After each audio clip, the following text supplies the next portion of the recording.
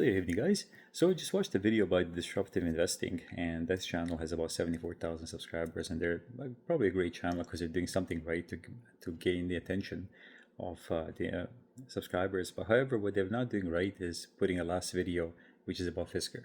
They've highlighted the points of why Fisker is a failure and why Fisker, because it did not follow the footsteps of Tesla, is going to be a failure.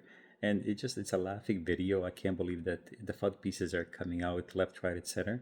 So might as well just go through a couple of points and we can laugh at them, and then maybe you can post a comment on their channel as well, just kind of questioning their integrity and the absolute what is the morals of putting a video like that when the company that's trying to develop something, develop a product to bring it to people so they can compete with Tesla. Ideally, we want to have as many EVs out there so they can compete, they can innovate, they can bring the prices down, and we can adopt these EVs. But when you have everybody left, right, and center bash anybody but Tesla because they made it, it just doesn't make any sense. Because all these Tesla bulls remind me of the Tesla bears in the past. And it's just a shame that this has to be going. So one of the first points that they made was, why is Fisker firing 1,000 employees? And obviously, it's never good to lose a job from any angle. However, if the company is restructuring to the dealer-based model, you don't need that many employees. So they failed to mention the point of that the company is pivoting to a different strategic route. Second, they're talking about one of the Fisker's failures is the vehicles are being built overseas. Well, yes, currently are built in Europe, and also Tesla. They're also being built overseas along with the US. But they failed to mention that the factory is going to be opening up in US with the Nissan dealer, with the Nissan partnership, if that takes full effect. So you're going to get your credits.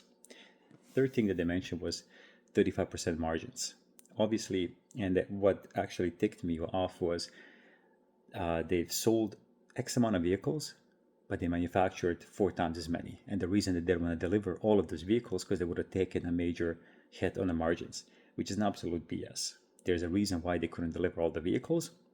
And second, obviously you're going to take a hit on the margins when you start out developing a company, especially in the automotive industry.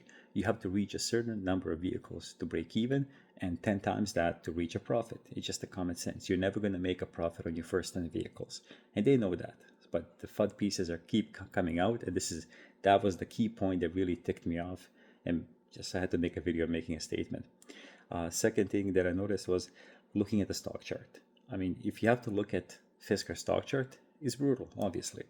However, if you look at Tesla stock chart from inception for following 5 to 7 years, it was going down and flat. Obviously, it had an inflection point. Stock skyrocketed, and obviously there was a return on investors. However, Fisker is not in that boat. Fisker started high, ended up low.